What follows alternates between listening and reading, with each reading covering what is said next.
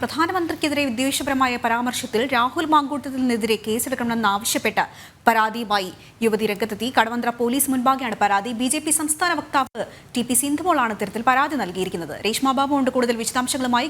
രേഷ്മ, ഈ വാർത്തയുമായി ബന്ധപ്പെട്ട കൂടുതൽ വിവരങ്ങൾ എന്തൊക്കെയാണ്? കഴിഞ്ഞ 8-ാം തീയതി മുതൽ 11-ാം തീയതി വരെ തിരുവനന്തപുരത്ത് പ്രമുഖ മാധ്യമ സ്ഥാപനം നടത്തിയ പരിപാടിയിൽ ഒരു ചർച്ച സംഘടിപ്പിച്ചിരുന്നു. Can Indians live in Bharat എന്നതായിരുന്നു ഈ ചർച്ചയിലെ പ്രധാനപ്പെട്ട വിഷയം. ഈ ചർച്ചയ്ക്കിടെയാണ് യൂത്ത് കോൺഗ്രസ് അധ്യക്ഷനായിട്ടുള്ള രാഹുൽ മാങ്കൂട്ടത്തിൽ പ്രധാനമന്ത്രിക്കെതിരെ വിദ്വേഷപരമായിട്ടുള്ള പരാമർശം നടത്തിയത്.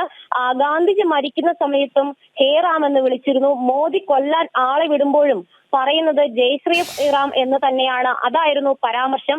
ഈ പരാമർശം മതപരമായിട്ടുള്ള വികാരം അല്ലെങ്കിൽ മതവികാരം വ്രണപ്പെടുത്തി പ്രധാനമന്ത്രിക്കെതിരെ വിദ്വേഷപരമായിട്ടുള്ള പരാമർശം പ്രചരിപ്പിച്ചു തുടങ്ങിയ ആക്ഷേപങ്ങൾ ഉന്നയിച്ചുകൊണ്ടാണ് നിലവിൽ ബിജെപി സംസ്ഥാന വക്താവായിട്ടുള്ള ടി.പി. സിന്ധുമോൾ പരാതി നൽകിയിട്ടുള്ളത്. കടവന്ത്ര പോലീസ് സ്റ്റേഷൻ മുൻപാകെ നൽകിയിട്ടുള്ള പരാതിയിൽ SHO മുൻപാകെ നൽകിയിട്ടുള്ള പരാതിയിൽ രാഹുൽ മാങ്കൂട്ടത്തിനെതിരെ കേസെടുക്കണമെന്നുള്ളതാണ് ആവശ്യം.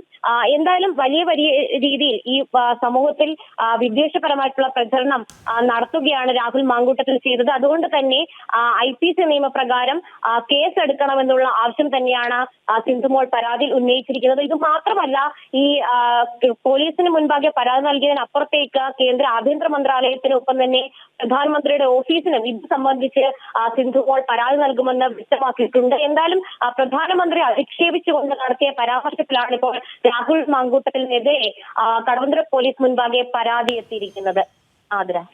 ശരി, പ്രധാനമന്ത്രിക്കെതിരെ വിദ്വേഷപരമായ പരാമർശത്തിലാണ് രാഹുൽ മാങ്കൂട്ടത്തിനെതിരെ കേസെടുക്കണമെന്നാവശ്യപ്പെട്ട് പരാതിയും എത്തിയിരിക്കുന്നത്. കടവന്ത്ര പോലീസ് മുൻപാകെയാണ് പരാതി.